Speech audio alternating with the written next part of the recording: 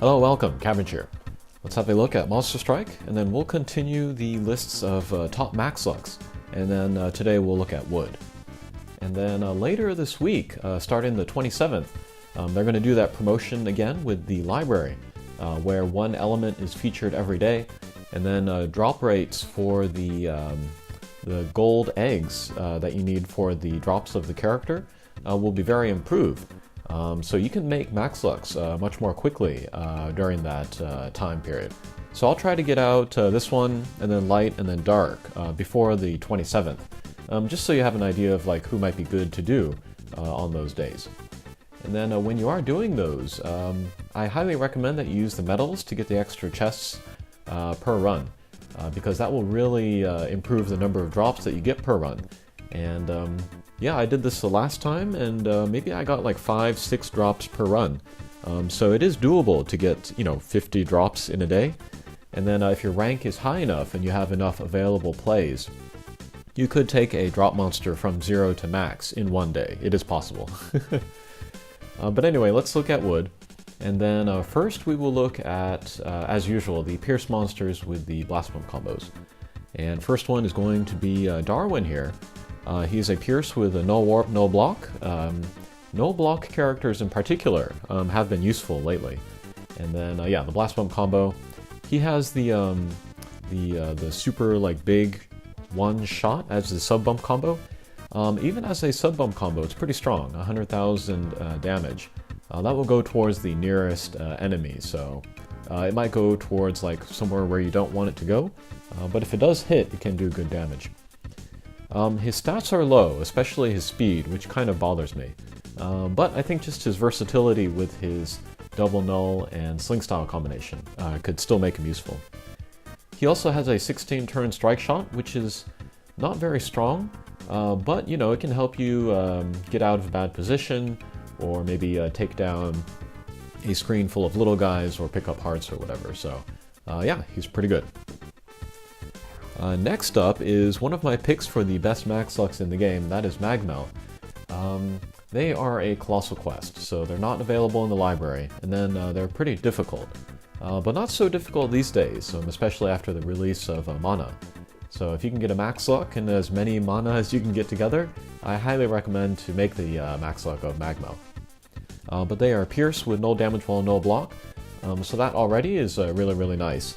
And then they have the copy bump combo, and they are the one and only, and then probably the only ever, drop monster to have copy as a bump combo.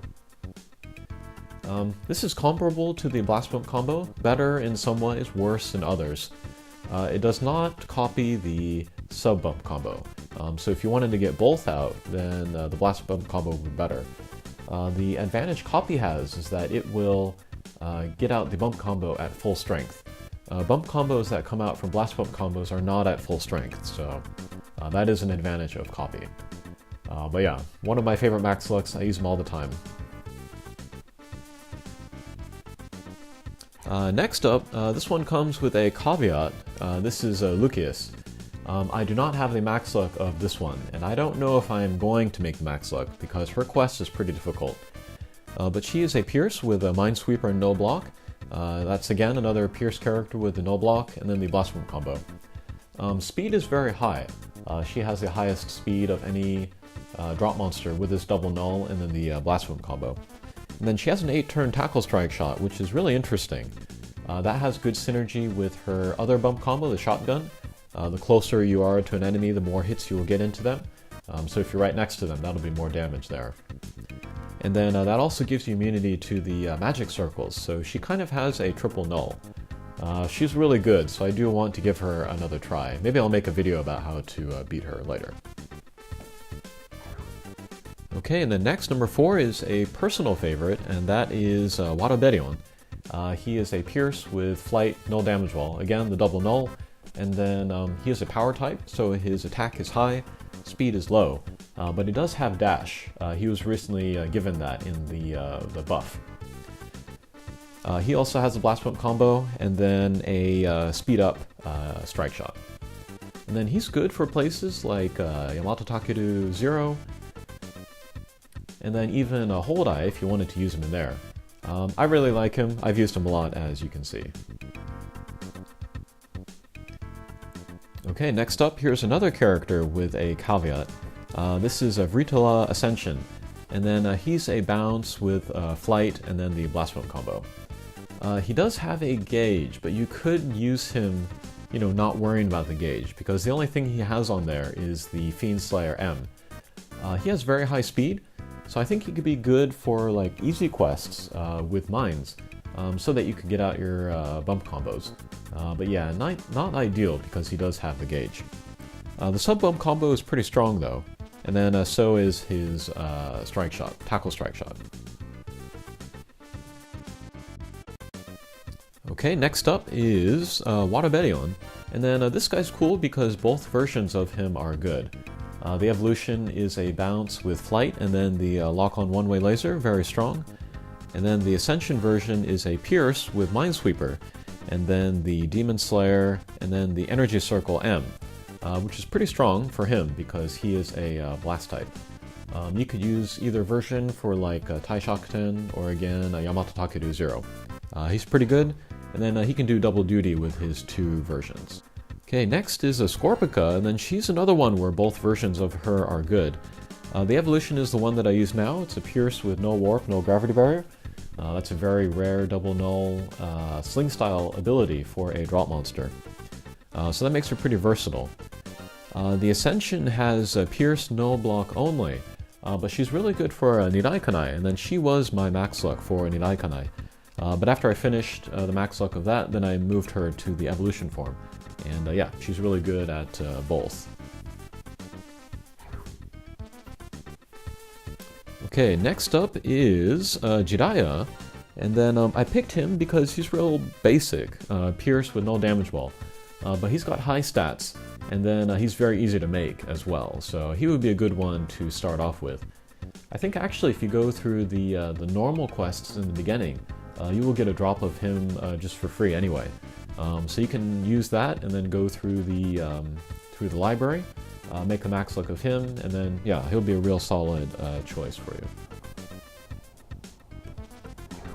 Okay, and then next let's look at some impossibles. First one will be Madison, and then he's a personal favorite of mine.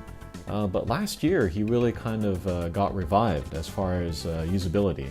And then of that second wave of impossibles, with like Ashura and Daikokuten, I think Madison is the one with the greatest staying power of all of those. So that really made me happy as a fan of him. But he's bounced with Minesweeper and no warp. It's a pretty versatile double null. And then strike shot is interesting. He creates that little area and then he surges within there. That can help you with healing walls. That can help you in Karuna if you don't want to hit your teammates. That can even do like hit stops, which is kind of like a technique for experts to go after. But yeah, he's pretty great. His quest is easy and fun too, I would say. And then the other impossible, of course, is Kushinada. One of the very first impossible monsters, but really excellent longevity. You can use her for tons and tons of quests even now. I think the latest Colossal, the Water Colossal, she's one of the best in there. And then a lot of people are just bringing like 3 of her into there in order to get clears, so yeah, she's pretty good. Okay, and then some honorable mentions. I'm a personal fan of Kushinada 0. She's bounced with no gravity barrier and no block. I really like no block Max Lux, so she's nice there. She is a power type, and then she has some slayers, so she can get good damage in there. Currently, I'm using her as my max luck in Armageddon, that water colossal quest, and she's pretty great in there. Also really solid is Brutus. She is a bounce with no warp, no gravity barrier, like the bounce version of Scorpica. And yeah, that's a pretty versatile double null ability. And then finally is Eschatology, colossal quest, so it'll take a while to make her. It's taken me a while to make her. But she's a flight with no gravity barrier bounce. There's not a lot of places where you really need that double null ability. You can think about where you need to use Tengu, and there's almost nowhere there. But, you know, like I've said before in other videos, having the 2 null abilities just means that she can go to quests where you need one or the other, so she's pretty good. Strong bump combo, strong strike shot, so I look forward to having the max luck of her.